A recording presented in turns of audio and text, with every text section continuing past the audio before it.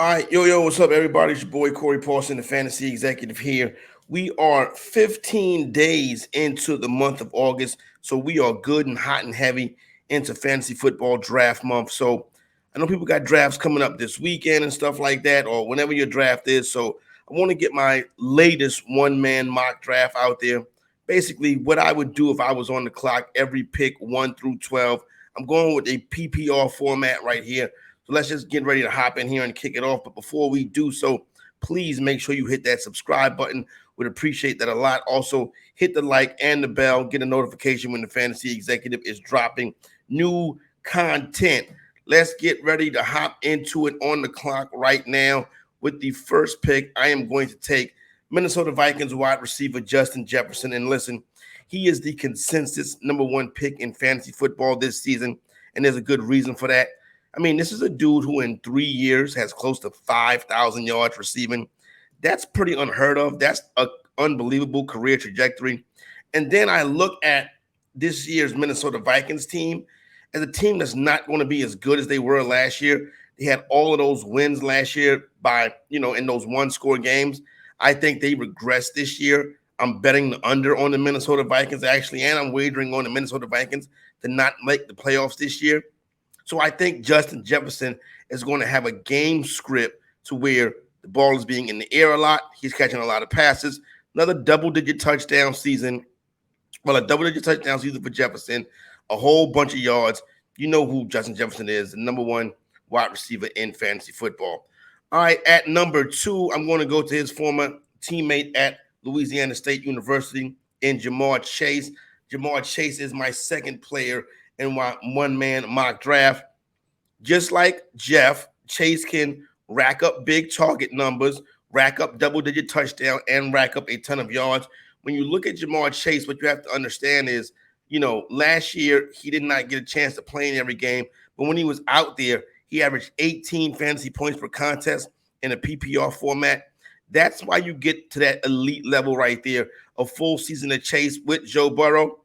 I expect a dynamic season. As a matter of fact, right now, Chase is the leader in the clubhouse, has the shortest odds to win this year's Offensive Player of the Year. So definitely Jamar Chase at number 2.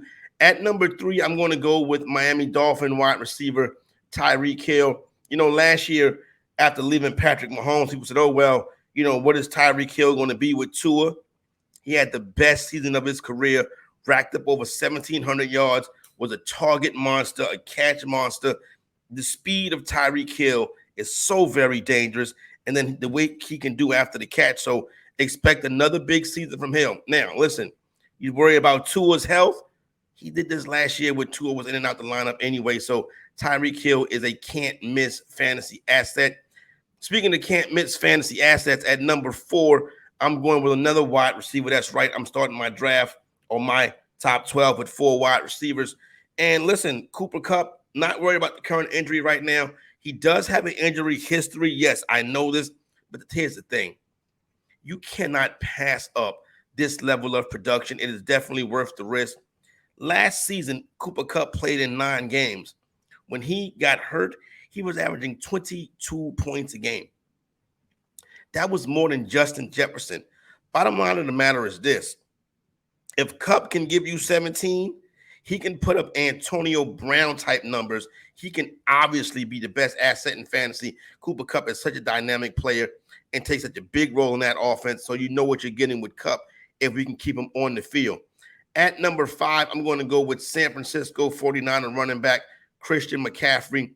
McCaffrey last season, close to 1,900 total yards from scrimmage. He's going to flirt with and be around that number again this upcoming season.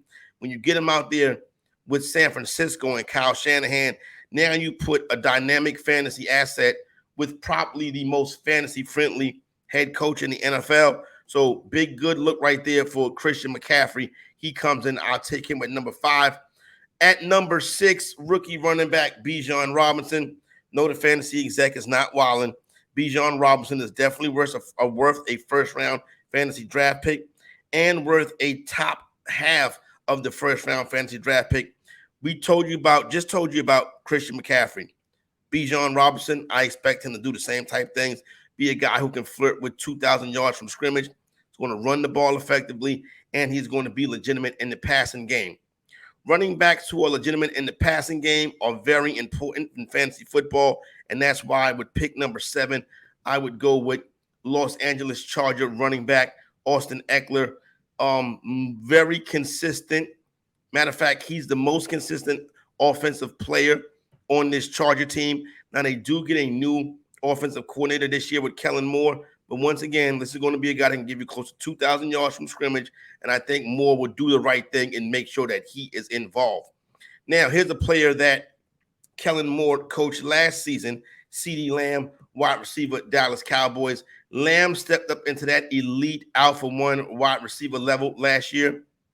And what you see about Lamb is every year his numbers get better. So he's on a career trajectory to go ahead and start to get to be a guy who is a double-digit touchdown scorer and at least 1,200-yard receiving guy. His catch numbers will go up this year as well. Listen, Lamb may not be the best. There could be guys more dynamic, but Lamb has control of the passing game and his offense. Nobody else to really compete for targets with. At number 9, a lot of people don't like to draft tight ends in the first round, but don't look at it as if you're drafting a tight end. Look at it as if you're drafting a stat monster who can help you win a championship. At number 9, I'm going with Kansas City Chiefs tight end Travis Kelce. The last time Travis Kelce didn't have at least 1,000 receiving yards and 70-plus receptions was in 2015. I don't think things are going to change this year. He is still the man. As long as you got Pat Mahomes, Travis Kelce, and Andy Reid, Travis Kelce be welcome on my fantasy team. Now, at number 10, this is the guy that's going in the second round of a lot of drafts, and this is Davante Adams. And I think we're making a mistake leaving Adams on the board. I just recently took him in the Experts League in the second round, and I think he's a first-round talent. Now, people are going to talk about, well, Jimmy Garoppolo this and Jimmy Garoppolo that. This is a guy who last year playing with Derek Carr, who was bad last year, who didn't know this offense, had 100 catches, 1,500 yards, and 14 touchdowns with a career-high 180 targets. Now, 180 targets but 100 catches. Now you get Garoppolo in there who knows that offense. We could be looking at a dynamic season from Davante Adams at number 10. I think he is a steal. At number 11, another dynamic wide receiver, Philadelphia Eagle guy, A.J. Brown. A.J. Brown was awesome last year. You really see what type of guy he is. Double-digit touchdown candidate. And then he racks up so many yards because he is 17 yards a catch. Now, the targets is not going to be as high as some of the other players on this list because he's got to share the ball. And, you got Jalen Hurts running, Devontae Smith as well. But A.J. Brown, what he can do with yardage and touchdowns makes him definitely a top fantasy asset. And at number 12, I'm going to go with Nick Chubb. You know what kind of runner Nick Chubb is. A career average of over 5 yards a carry. That's unbelievable. Last year, put up 1,500 yards rushing. Will probably flirt with that again this year. Now, he only caught 27 passes, right? He doesn't have the catching prowess as the rest of the running backs in my top 12 on one-man mock draft. But with no Kareem Hunt in the offense this year, you could see Nick Chubb's catching numbers go up. If he can give you 30 to 35, he is going to finish as a top 3 fantasy running back. So there you go right there. That is the Fantasy Executive one-man mock draft for mid-August. I'll come back next week, drop another one of these if anything's changed. But right now, this is how I would draft every single player in the first round. Thanks for hanging out to the end. Make sure you hit that subscribe button, hit that like button. The Fantasy Exec, we out.